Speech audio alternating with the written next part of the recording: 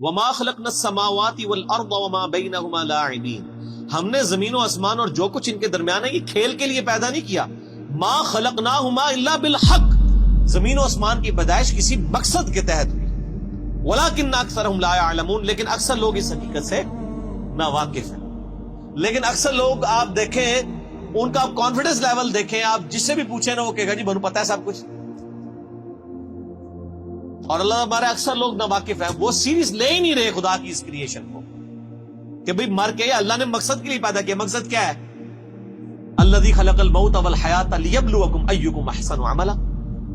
ہم جانچنا چاہتے ہیں تم میں سے کون اچھے اعمال کرتا ہے، کون سے برے اعمال کرتا ہے.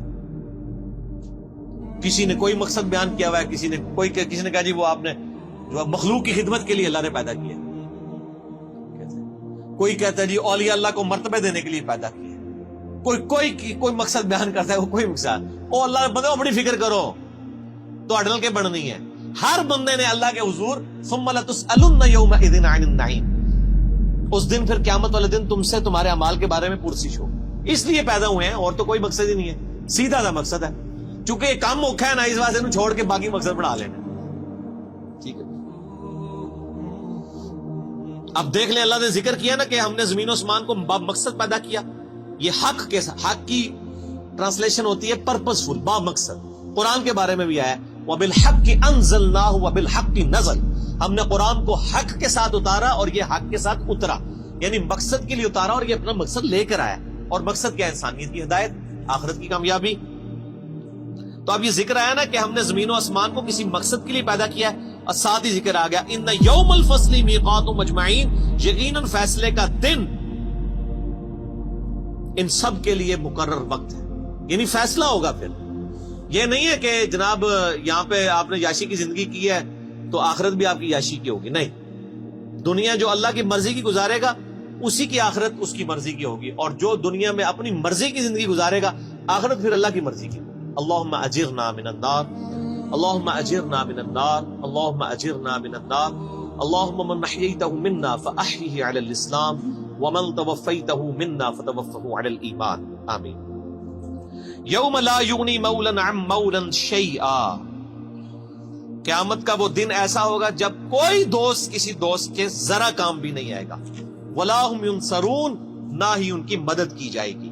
الا من رحم اللہ، ہاں جس پہ اللہ رحم کرے بس اللہ ہی کے رحم پہ ہوگا، کوئی کسی کے کام نہیں آئے گا. آپ کہتے رہے کہ شیخ عبد القادر جیلانی فرماتے ہیں کہ جی میں اس وقت تک جنت میں نہیں جاؤں گا جب تک اپنے سارے مرید نہ لے جاؤں. تسی پاویں جھوٹ مارتے رہو. نہ شیخ عبد القادر جیلانی کی جرت تھی کہ وہ یہ بات کرتے، جھوٹی منسوخ کر دی ہے. اللہ فرما رہا ہے جس پہ اللہ ہی رحم کرے انہ هو العزیز الرحیم، بے شک وہی عزت والا ہے، غالب ہے اور رحم فرمانے والا ہے. غالب اتنا ہے جب چاہے پکڑ سکتا ہے، رحم یہ ہے کہ ڈھیل دیتا ہے. اچھا ان ظالموں سے پوچھیں، یہ ویسے تو بخاری مسلم کی حدیث بیان کر رہے ہوتے ہیں کہ قیامت دن نبی بھی کہہ رہے ہوں گے نفسی نفسی، تو شیخ عبد القادر جیلانی کہہ رہے ہوں گے کہ میرے مرید وہ نہیں نفسی نفسی کر رہے ہونے. ان کا مرتبہ جو ہے وہ حضرت ابراہیم علیہ السلام، عیسیٰ علیہ السلام، موسیٰ علیہ السلام سے زیادہ ہے. یار مت ماری ہوئی ہے تو اڈی اللہ دے بندے، اپنی بھی عقل استعمال کرو. بزرگوں کے بارے میں کیا کانسیپٹ انہوں نے کیا ہوا ہے اور وہاں نبیوں کے بارے میں کیا کانسیپٹ. یہ بڑا خطرناک معاملہ ہے. بخاری مسلم دونوں میں حدیث ہے اے میری بیٹی فاطمہ، اس بات پہ نہ اکڑنا کہ تم اللہ کی نبی کی بیٹی ہو، اگر اللہ نے پکڑ لیا میں تمہارے کچھ کام نہیں. اب اور آپ کو کس طریقے سے یقین نبی علیہ السلام دلائیں تو اب آپ مانیں گے کہ کوئی کسی کی وجہ سے کوئی دھونس کے ساتھ کسی کو جنت میں نہیں لے کے جا سکتا. شیخ عبد القادر جیلانی ہے کسی بزرگ بابے کا مرتبہ جس کو آپ سمجھتے ہیں حضرت فاطمہ کے برابر ہو سکتا ہے، حضرت فاطمہ کی جوتیوں کے برابر بھی نہیں ہو سکتا.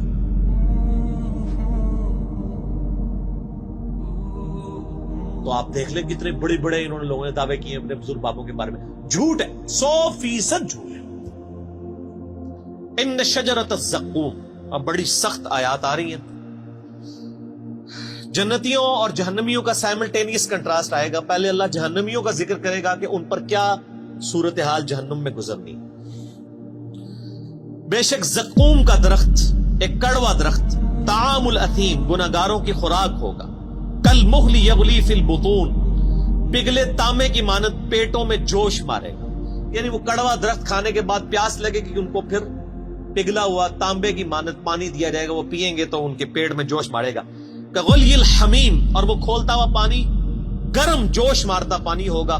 خذوہ فاعدلوہ الی سواء الجحیم, اور اللہ کی طرف سے حکم ہوگا پکڑو اسے مجرم کو اور گھسیٹ کر دوزخ کے سینٹر میں جا کے اس کو پھینکو. ثم صبوا فوق رأسہ من عذاب الحمیم, اور پھر اس کے سر کے اوپر کھولتا ہوا پانی ڈالو عذاب دینے کے. یہ میرے بھائی یہ طارق جمیل صاحب کا لیکچر بیان نہیں ہو رہا, یہ قرآن بیان ہو رہا ہے.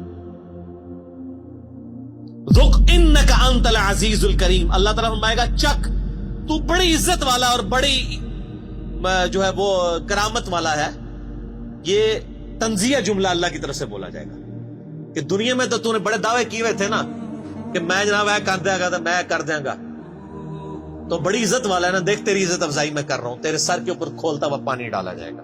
اللہم اجرنا من النار, اللہم اجرنا من النار. ان ھذا ما کنتم بہ تمترون, یہ ہے وہ چیز جس کے بارے میں تم شک میں مبتلا ہو, یقین نہیں تمہیں آ رہا کہ ایسا ہوگا, تو کہتے جی اینڈ تے چھاڑی دینا اللہ نے, بس ایویں تھوڑی تمکی شمکی ہوئے گی بس.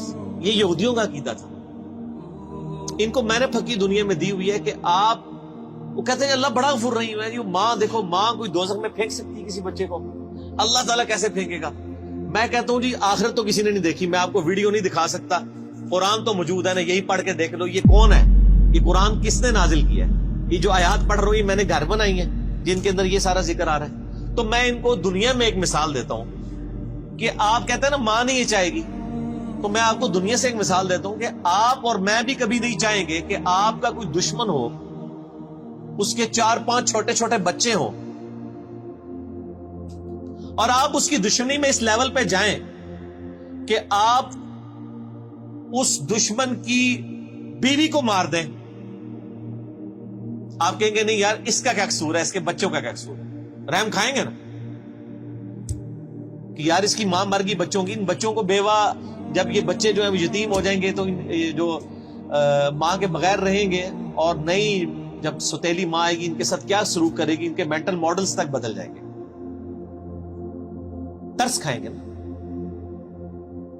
آپ اور میں, تو کھائیں گے نا. تو کیا اللہ تعالیٰ بھی ایسے لوگوں پہ ترس فرماتا ہے؟ کیا دنیا میں ہزاروں مائیں ایسی مر نہیں جاتی پریگنینسی کے دوران جن کے کئی چھوٹے چھوٹے بچے ہوتے ہیں؟ تو آپ کی ڈاکٹرائن مان لی جائے کہ اللہ تعالیٰ ماں سے بھی زیادہ رحم کرنے والا ہے, تو پھر کبھی کسی ایسی عورت کو موت نہیں آنی چاہیے جس کے 4 چھوٹے چھوٹے بچے ہوں. پھکی تو آڈے سارے بزرگوں کی کتاباں فارغ جے, میں تمہیں پریکٹیکل مثال دے رہا ہوں. بتائیں مجھے ماں سے زیادہ پیار کرتا ہے جی, کس نے دوزخ میں پھینکے گا؟ وہ دنیا میں وہ کر رہا ہے آپ کے ساتھ, ہزاروں عورتیں مار رہا ہے جن کے چھوٹے چھوٹے بچے ہیں. اب رحم کدھر گیا؟ آپ نے رحم کا کیا کانسیپٹ سمجھا ہوا ہے؟ وہ ایک بوڑھی دادی اماں ہے جو پسیج جائے گی, وہ رحم فرمانے والا ہے میرے بھائیوں ان پر جو واقعی اس کی طرف رجوع لائیں. وہ ابو جہل کے اوپر رحم فرمانے والا نہیں ہے, وہ فرعون کے اوپر رحم فرمانے والا نہیں ہے, نبیوں کے ماننے والوں پر رحم فرمانے والا. ورنہ میں نے آپ کو پریکٹیکل مثال دے دی ہے, آپ کو آخرت کی ویڈیو میں دنیا میں دکھا رہا ہوں کہ دنیا میں ہزاروں ایسی مائیں مر رہی ہیں جن کے 5-5 6-6 چھوٹے چھوٹے بچے ہیں. اللہ تعالیٰ ان پہ کوئی رحم نہیں فرماتا کہ چلو یار بچے تھوڑے بڑے ہی ہو جائیں.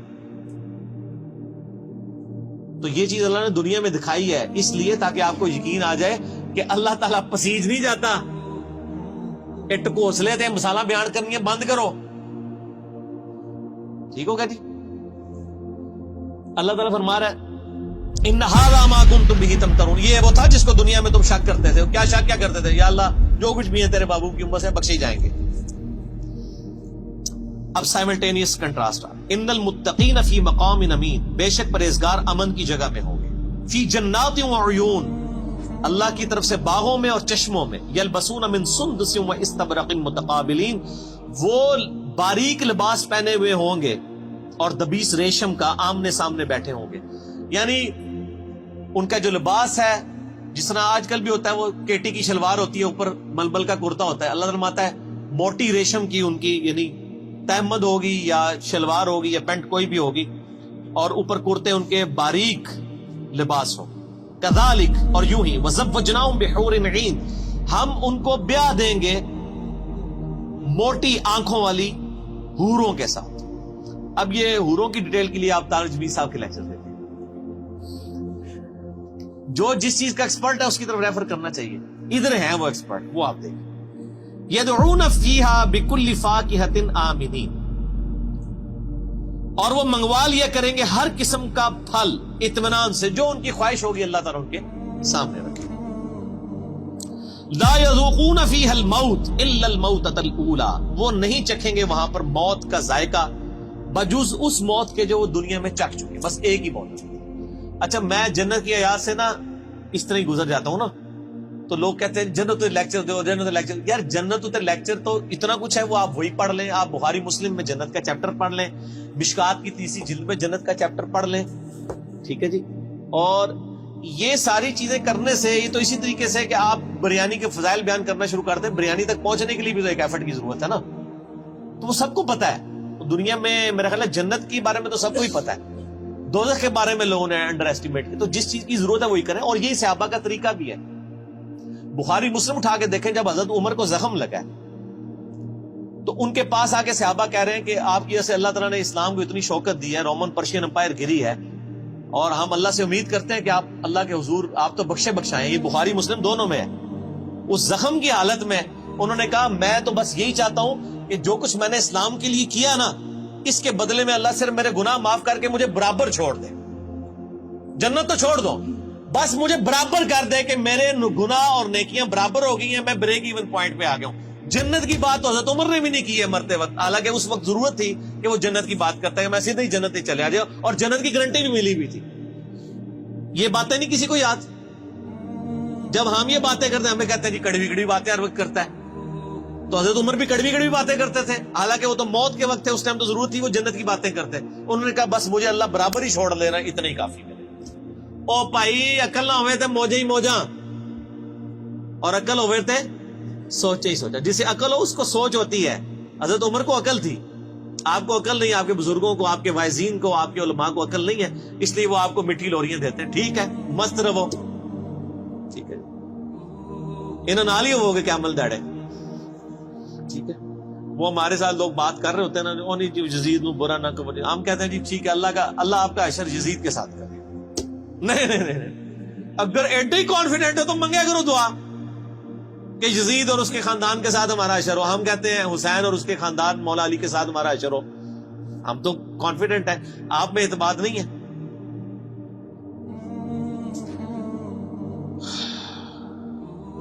لا یذوقون فیہا الموت الا الموتۃ الاولی, اس میں کوئی موت کا ذائقہ نہیں چکھیں گے, جو دنیا میں مبارک چکھ چکے وہی.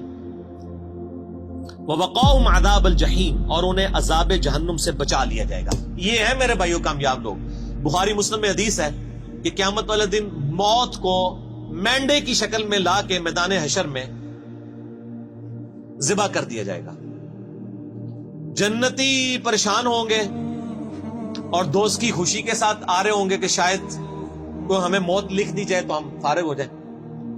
موت کو ذبح کیا جائے گا اور اللہ تعالیٰ کہے گا کہ جنتیوں کے لیے خوشخبری ہے کہ اب کبھی موت نہیں آئے گی, موت ہم نے ختم کر دی.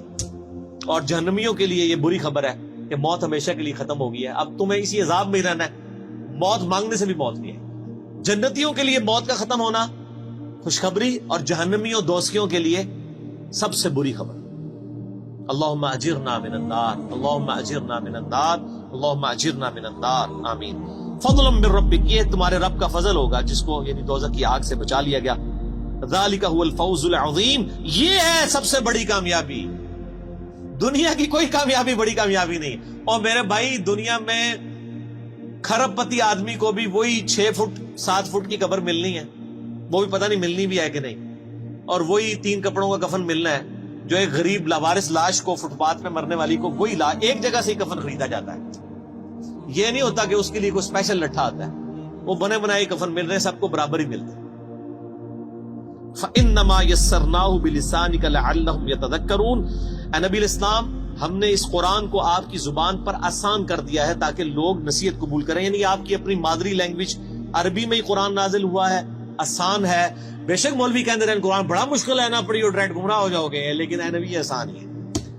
فَارْتَقِبْ إِنَّهُمْ مُرْتَقِبُونَ, تو اے نبی آپ انتظار کیجئے, جو بات قبول نہیں کر رہے حق ان کے مقابلے پہ اب آپ انتظار کیجئے. فَارْتَقِبْ إِنَّهُمْ مُرْتَقِبُونَ, یقیناً وہ بھی ایک انتظار میں ہے, اور وہ انتظار یہ ہے کہ جب ان پہ موت آئے گی, عذاب چکھیں گے, پھر لگ پتا جائے گا، یہ اصل میں کہا جا رہا ہے۔ تو یہ میٹھی میٹھی باتیں ہیں، دیکھ لیں۔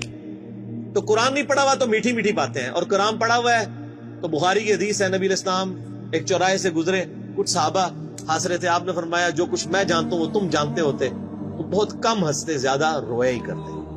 ٹھیک ہو گیا؟ سورہ الدخان ختم ہوئی، اگلی دفعہ انشاءاللہ سورۃ الجاثیہ۔ اللہ تعالیٰ سے دعا ہے جو حق بات میں نے کہی اللہ تعالیٰ ہمارے دلوں میں راسخ فرمائے، اگر جذبات میں میرے منہ سے کوئی غلط بات نکل گئی تو اللہ تعالیٰ ہمارے دلوں سے محو کر دے اور ہمیں معاف بھی کر دے، ہمیں کتاب و سنت کی تعلیمات پر عمل کر کے دوسرے بھائیوں تک پہنچانے کی توفیق عطا فرمائے۔ سبحانک اللہم و بحمدک، اشہد ان لا الہ الا انت، استغفرک و اتوب الیک، وما علینا الا البلاغ المبین۔ جزاکم اللہ خیرا۔